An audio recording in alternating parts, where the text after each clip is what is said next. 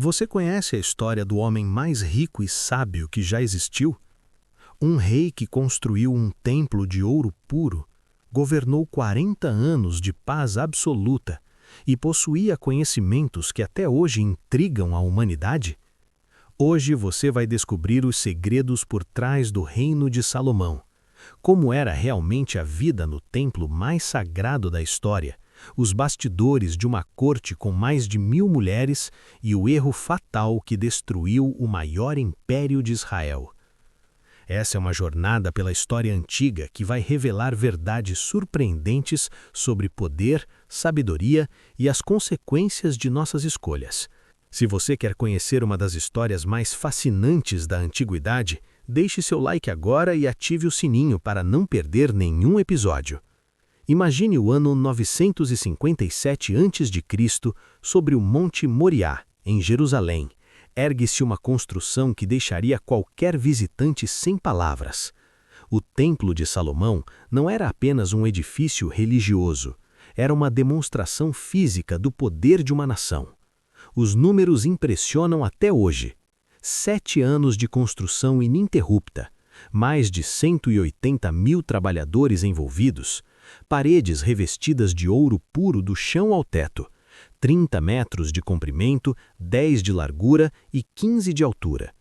Mas o que tornava este templo verdadeiramente único não eram apenas suas dimensões, era a qualidade absoluta de cada detalhe. Cedros eram trazidos do Líbano, a madeira mais nobre da época, transportados por caravanas que levavam semanas para chegar. Artesãos fenícios, considerados os mais habilidosos do mundo antigo, esculpiam cada detalhe com precisão incomparável. As 2 colunas monumentais na entrada, Jaquim e Boaz, não eram apenas decorativas. Seus nomes significavam "Ele estabelece e nele está a força", simbolizando a estabilidade do reino de Israel sob o governo de Deus. No coração do templo havia uma câmara especial, o Santo dos Santos, um cubo perfeito de 10 metros onde repousava a Arca da Aliança. Este espaço era tão sagrado que apenas o sumo sacerdote podia entrar, e somente uma vez por ano, no dia da expiação. Querubins gigantes esculpidos em madeira de oliveira e cobertos de ouro guardavam este lugar sagrado, suas asas estendidas criando uma atmosfera de reverência absoluta. Para manter esta estrutura funcionando, Salomão estabeleceu um sistema revolucionário. 24 divisões de sacerdotes trabalhavam em turnos rotativos, garantindo que o serviço sagrado nunca cessasse. Ao amanhecer, muito antes do sol nascer, os portões de bronze eram abertos. Levitas iniciavam a limpeza ritual com precisão militar. Músicos posicionavam-se com harpas, símbolos e trombetas, criando uma atmosfera que podia ser ouvida por toda Jerusalém. Nos pátios externos, um sistema complexo de aquedutos, considerado maravilha da engenharia, fornecia água para todos os rituais de purificação. O Mar de Bronze, um imenso reservatório sustentado por 12 bois de bronze, continha água suficiente para todas as necessidades diárias do templo. Os sacerdotes seguiam rituais meticulosos de purificação antes de iniciar seus deveres, vestindo roupas específicas de linho guardadas em câmaras especiais. Cada peça do vestuário tinha um significado simbólico e deveria ser colocada em ordem específica. Agora, prepare-se para conhecer um dos aspectos mais controversos do reinado de Salomão, seu imenso harém. Segundo os registros bíblicos em 1 Reis 11:3, ele teve 700 esposas de sangue real e 300 concubinas. Mas por que um rei precisaria de tantas esposas? Na antiguidade, casamentos reais não eram questões de amor romântico, eram tratados políticos. Cada esposa representava uma aliança estratégica com reinos distantes. A filha do faraó do Egito ocupava a posição mais prestigiada, habitando um palácio construído especialmente para ela. Princesas de Moabe, Amon, Edom, Sidom e dos Hititas formavam uma rede diplomática que mantinha a paz em todas as fronteiras de Israel. O harém era administrado como uma cidade dentro da cidade. Havia uma hierarquia complexa. Esposas reais viviam em pavilhões luxuosos nos andares superiores. Concubinas ocupavam aposentos menores, mas ainda confortáveis. Centenas de servos, mordomos, cozinheiros, músicos, médicos e parteiras, escribas especiais mantinham registros de cada mulher, sua origem e qualquer filho nascido. Cada esposa tinha seu próprio selo real, podendo conduzir negócios e manter correspondência com suas terras natais. Não eram prisioneiras, eram embaixadoras vivendo em Israel.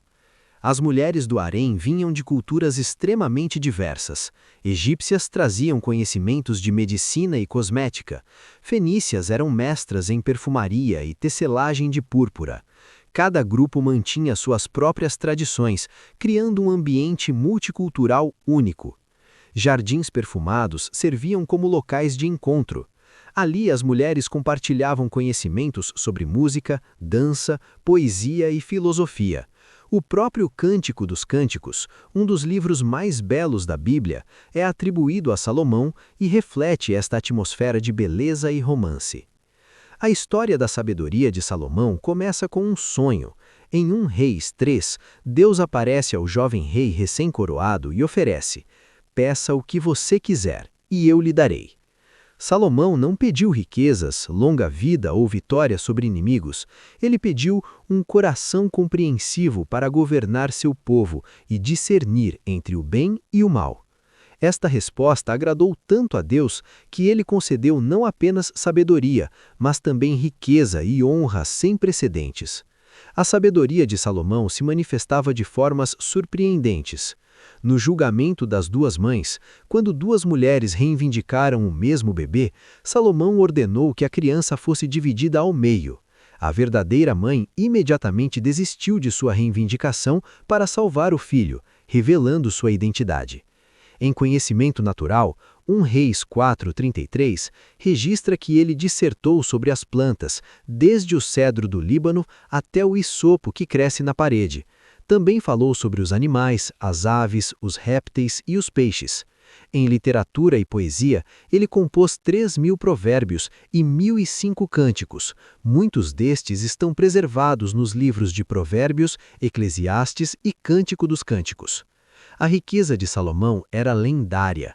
Segundo 1 Reis 10:14, ele recebia anualmente 25 toneladas de ouro, sem contar impostos de mercadores e tributos de reis vassalos.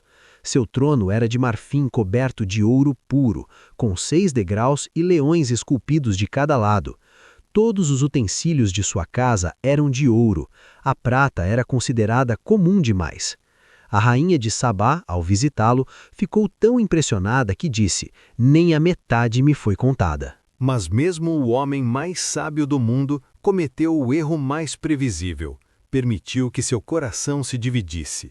1 Reis 11:4 registra com tristeza: "Na velhice de Salomão, suas mulheres lhe perverteram o coração para seguir outros deuses, e seu coração não permaneceu inteiro para com o Senhor." Inicialmente, Salomão permitiu que suas esposas estrangeiras mantivessem suas próprias religiões como uma concessão diplomática, mas aos poucos, por amor a elas e talvez por curiosidade intelectual, começou a participar destes cultos. Ele construiu altares para Astarote, deusa dos Sidônios, Quemós, deus detestável de Moabe, e Moloque, abominação dos Amonitas. Estes altares foram erguidos nas colinas ao redor de Jerusalém, em frente ao próprio templo que ele havia construído para Deus. O impacto foi devastador. Se o rei mais sábio adorava outros deuses, por que o povo não deveria fazer o mesmo? A idolatria se espalhou por Israel como uma doença. Deus declarou através de um profeta: "Visto que você fez isso e não guardou minha aliança, certamente rasgarei o reino de você e o darei a seu servo. Contudo, por amor a Davi, não farei isso durante sua vida, mas o tirarei da mão de seu filho." Salomão reinou 40 anos em Jerusalém sobre todo Israel. Quando morreu, seu filho Roboão assumiu o trono, mas a profecia se cumpriu rapidamente. Roboão, criado no luxo e arrogância do palácio, tratou o povo com dureza. As tribos do norte se rebelaram e o reino foi dividido. Reino do norte, Israel, com 10 tribos sob Jeroboão, e Reino do sul, Judá, com 2 tribos sob Roboão. O império unificado que Davi havia conquistado e Salomão havia expandido nunca mais seria restaurado. Manter 1000 mulheres não era apenas questão de coração, era um fardo financeiro imenso. Cada esposa real exigia um padrão de vida digno de sua posição. Servos, joias, roupas finas, alimentos exóticos. O tesouro real começou a mostrar sinais de esgotamento. O sistema tributário teve que ser aumentado para sustentar o estilo de vida da corte. O povo, antes orgulhoso de seu rei sábio, começou a murmurar sobre os impostos crescentes. A história de Salomão é uma das mais instrutivas da Bíblia. Ela nos ensina que sabedoria sem obediência é inútil. Saber o certo não basta, é preciso fazer o certo. Pequenas concessões levam a grandes quedas. Salomão não acordou um dia decidindo abandonar Deus. Foi um processo gradual de pequenos compromissos.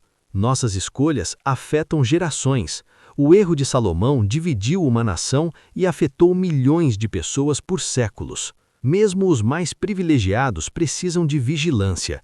Ter tudo não nos protege de nada se nosso coração não estiver firmado nos princípios corretos. O próprio Salomão, provavelmente refletindo sobre sua vida no livro de Eclesiastes, concluiu: de tudo o que se tem ouvido, a suma é: teme a Deus e guarda seus mandamentos, porque isto é todo o dever do homem. Um homem que teve tudo, sabedoria, riqueza, poder, prazer, descobriu que a única coisa que realmente importa é nosso relacionamento com o Criador. Inscreva-se no canal e ative o sininho para receber notificações de novos vídeos sobre personagens fascinantes da história antiga. Fique com Deus!